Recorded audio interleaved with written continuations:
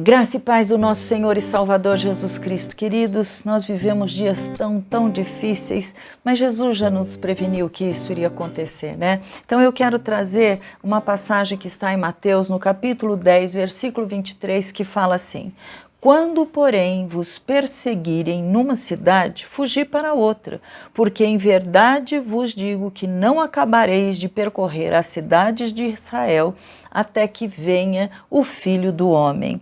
Que coisa interessante, vamos trazer esse texto dentro do contexto. Você precisa começar a notar que essa passagem, esse versículo, ele não começa se vocês forem perseguidos. Pelo contrário, ele fala justamente quando vocês forem perseguidos. Jesus nunca escondeu nada. Tudo que está escrito na palavra, ele sempre nos falou claramente. Nós nunca fomos enganados. Eu sei que muitos já ouviram, venha para Jesus que os seus problemas vão ser resolvidos. Mas não foi isso que Jesus falou. O que ele disse é que aquele que seguiria exigiria dessa pessoa, além de um posicionamento, haveria em alguns casos um preço a pagar. Era algo que tinha que ser radical, uma decisão firme. Haveria sim para esses que seguiam a Jesus, que eram discípulos de Jesus, haveria sim perseguição, injustiça, haveria acusação falsa, não importa, coisas aconteceriam. Algumas delas, inclusive, poderiam até vir de pessoas que eram próximas, pessoas que fossem da família, né? Por que eu estou dizendo isso? Porque também está escrito que em determinado tempo todos odiariam os que creem em nome de Jesus. Então, muitos irmãos nossos já têm passado por isso, têm passado perseguição, muitos foram expulsos da sua família, foram deserdados, muitos deles foram abandonados pelos pais e mães. Isso aconteceu, até mesmo acontece ainda nos dias de hoje, mas o que eu acho interessante é que alguns deles tiveram que cultuar, inclusive, naquelas cavernas, catacumbas, porque o governo sempre os perseguia. Isso era normal para aqueles homens. Para nós, hoje em dia, que isso não é tão comum. Não é no sentido aqui do Brasil, porque fora do Brasil isso ocorre direto. E Jesus está falando uma realidade para eles, para aqueles que iriam seguir, que haveria consequência por causa da escolha, por causa da fé. E aí, nós temos que notar que ele também disse uma coisa que é fundamental. Ele diz, não o temais. Ele traria, inclusive, à luz os pensamentos ocultos dessas pessoas, os pensamentos que estavam escondidos, os ódios, aquele ódio velado por termos a nossa fé firmada, por crermos em Jesus, o único Rei, único Deus e Salvador. E alguns, inclusive na nossa época, já têm chegado a morrer por amor ao Evangelho. Isso é algo que nós deveríamos pensar em não temer a morte física, mas temer aquele que não só pode a pessoa passar pela morte física, mas ter a morte espiritual. E morte espiritual representa eternamente separado de Deus, eternamente longe da graça de Deus. Então, nossa alma, nosso espírito, eles são muito preciosos, mas eles são mais preciosos, inclusive, até do que o nosso corpo carnal, por causa do pecado que já habita em nós. Qualquer coisa pode acontecer, mas ela vai acontecer também se houver o consentimento de Deus. Não é Deus que cria essas situações, não é Deus que traz, às vezes, as pessoas falam, ai Deus, por que o Senhor me deixou ter câncer?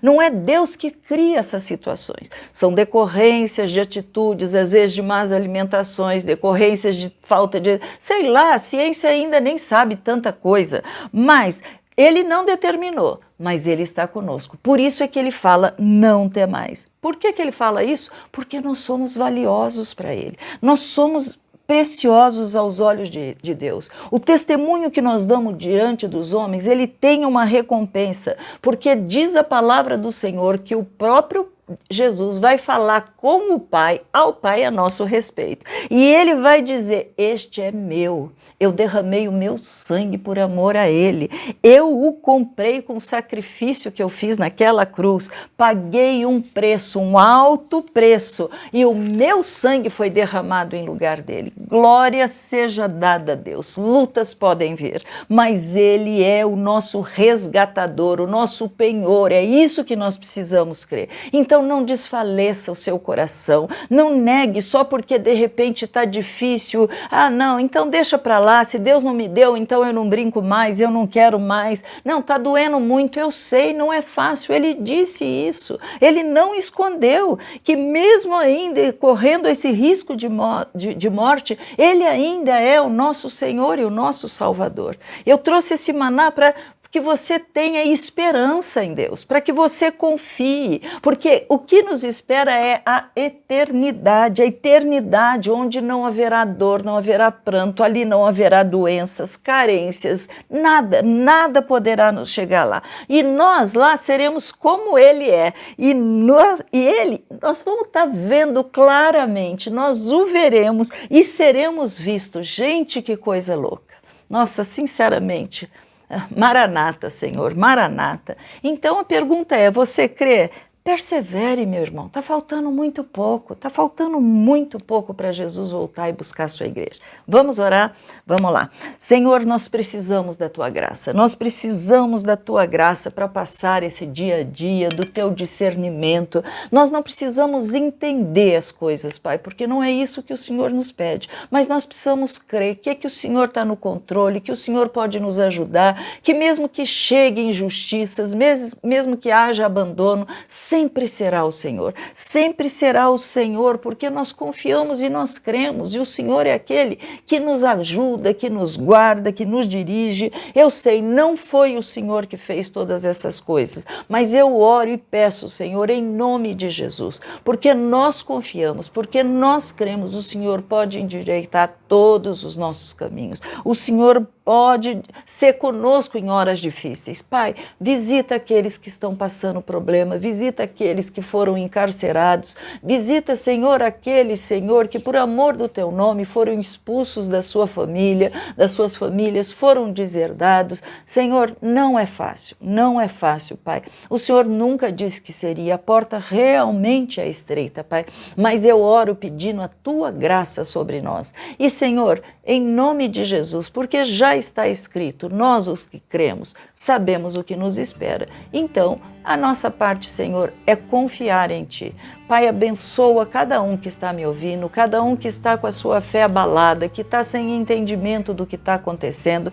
Eu te peço em nome de Jesus, Pai, traga discernimento, revele nesse coração, Pai, cada vez mais a paz que excede a todo entendimento.